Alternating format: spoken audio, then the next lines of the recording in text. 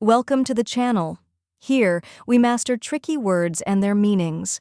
Today we're tackling a word that is often discussed in academic and creative fields: plagiarism. It might look a bit tricky, but by the end of this video you'll be able to pronounce it with confidence. The correct pronunciation is plagiarism. Let's break it down. First we have play, which sounds just like the word play in playing a game. Next is ju, which is a soft J sound, like in measure. Then comes ri, which rhymes with it, but is pronounced quickly. Finally, we have zum, which sounds like zum in maximum. Now let's put it all together. Plagiarism.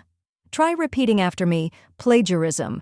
Now a little faster: plagiarism.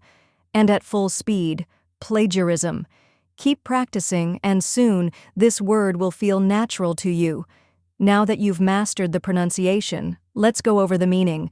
Plagiarism refers to copying someone else's work or ideas without giving them credit.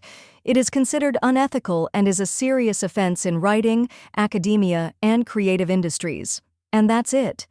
Now you know how to pronounce plagiarism and what it means.